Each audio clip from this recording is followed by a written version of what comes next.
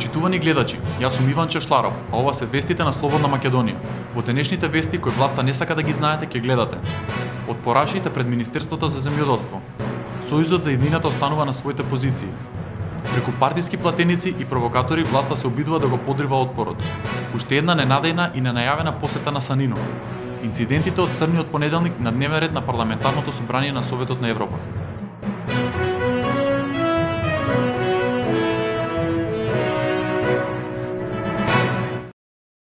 Опозицијскиот отпор продолжи пред седиштето на Министерството за земјоделство, шумарство и водостопанство со цел да покаже дека токму ово министерство е институцијата која го доведе македонското земјоделство во катастрофална состојба.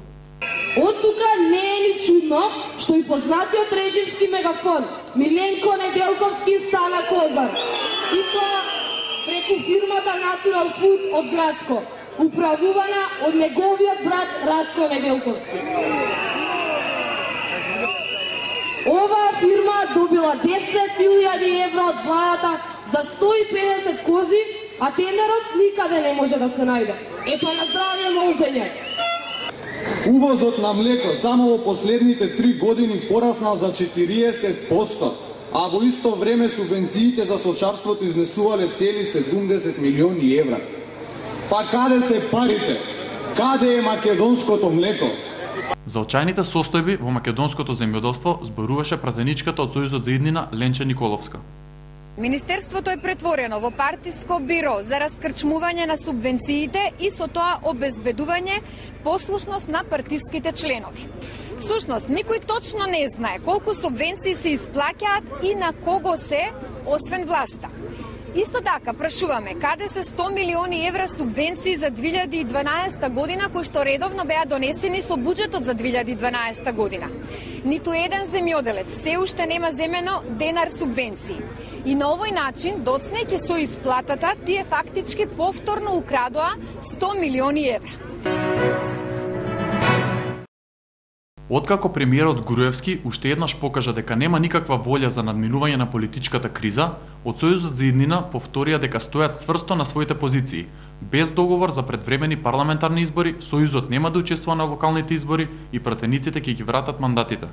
Целокупната одговорност за продлабочување на кризата ќе ја сноси Груевски. Бидејќи според изјавите вчера и завчера негови нема договор за предвремени парламентарни избори, ние нема да учествуваме на локалните избори и ги вратиме мандатите во собранието. Власта не престанува преку партиски провокатори да му се спротивставува на опозицијскиот отпор и притоа партиските војници ги представува како жртви. Последен пример е Венера Минова, член на ВМРО ДПМН во Кисела вода и екс-координатор на Унијата на жените, што може да се види од следните фотографии.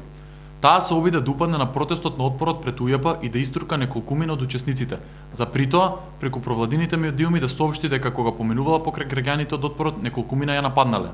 Таа со часови стоела на улица и ги чекала мегафоните на режимот еден по еден да ја снимаат незината изјава со која прави поинаква верзија на настанот и тврди дека била жртва. Инаку Венера Минова била пријавена за учество во насилството на плоштадот кога студенти и архитекти беа нападнати за црквата. Шефот на директоратот за проширување на Европската унија Стефано Санино ненадејно и ненајавено се појави во Скопје, како најава за посета на Штефан Филе наредната недела. Детали за неговите состаноци не се објавуваат, но се знае дека е пристигнат да изврши притисок кај власта за договор за надминување на кризата и тоа деновиве, доколку Македонија сака позитивен извештај во април од Европската комисија.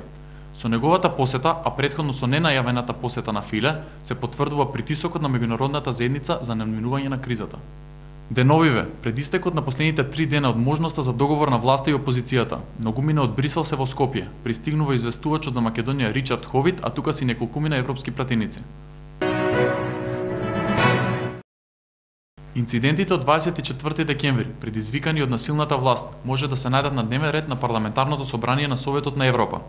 Откако 20 пратеници, предводени од Андреас Грос, поднесоа иницијатива со која инсистираат да се отвори дебатата за црниот понеделник, да се анализираат настаните и да се утврдат насоките и препораките за Македонија.